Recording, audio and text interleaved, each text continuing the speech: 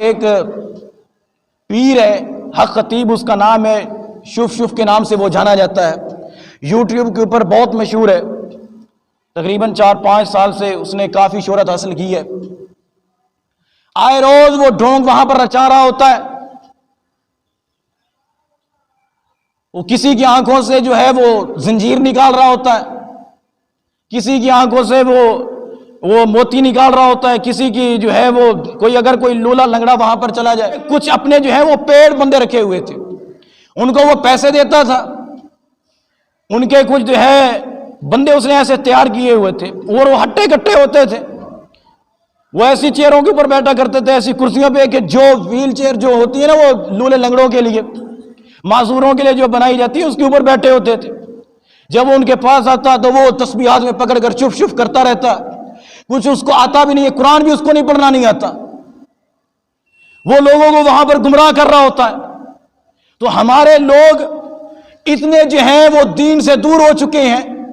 اور ہمارے کچھ پڑھے لکھے طبقے بہت جو وہ اس کے پاس ایلیٹ کلاس لوگ اس کے پاس جاتے ہیں،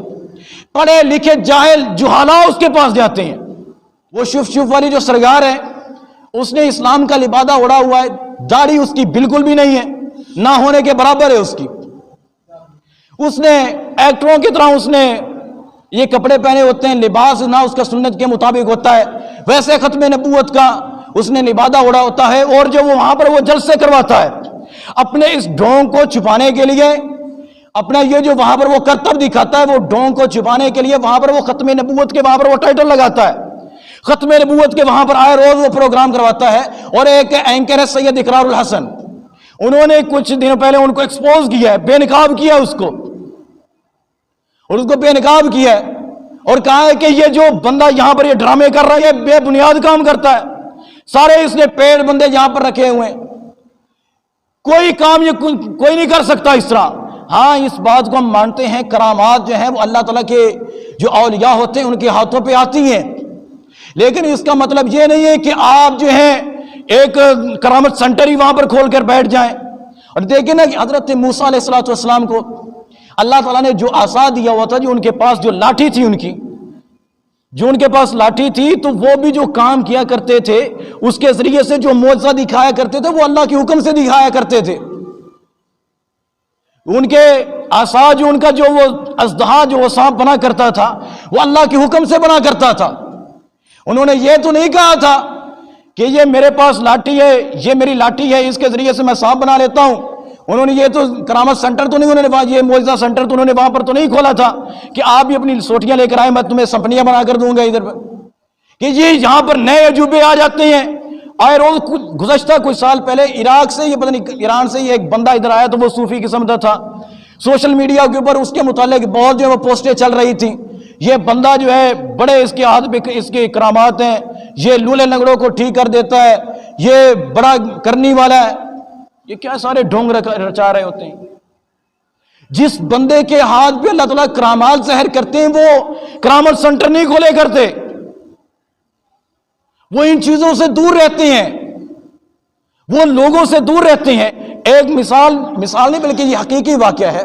جڑاوالا میں جامعہ امینیہ میں جب میں پڑھا کرتا تھا تو ابھی مجھے پتہ نہیں ہے، وہاں پر ایک مؤذن ہوا کرتے تھے، بابا شفیق ان کا نام تھا، بہت ہی نیک طبیعت کے وہ انسان تھے۔ تو کچھ ہم باتیں ان سے کر رہے تھے، وہ ہم چھوٹے تھے، وہ ہم سے کافی عمر کے تھے، بزرگ تھے، وہ اکثر طلباء کو جو ہے نصیحتیں وغیرہ کیا کرتے تھے۔ ایک مرتبہ ہم ان کے پاس کھڑے ہوئے تھے، ہمارے کچھ دوست تھے،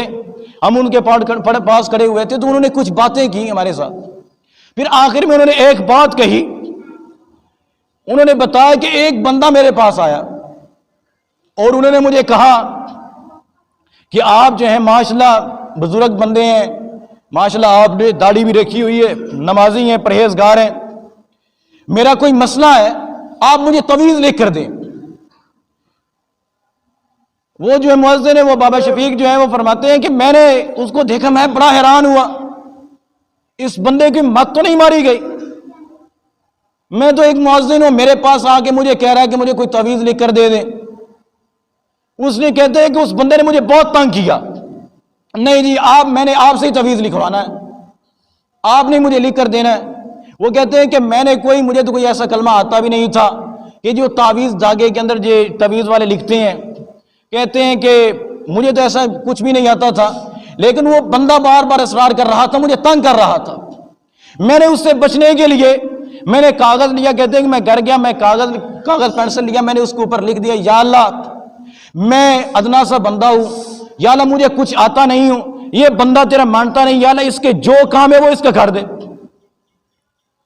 اب وہ کہتے ہیں میں نے ان کو لپیٹ کر ان کو دے دیا، ان کا کام بھی ہو گیا۔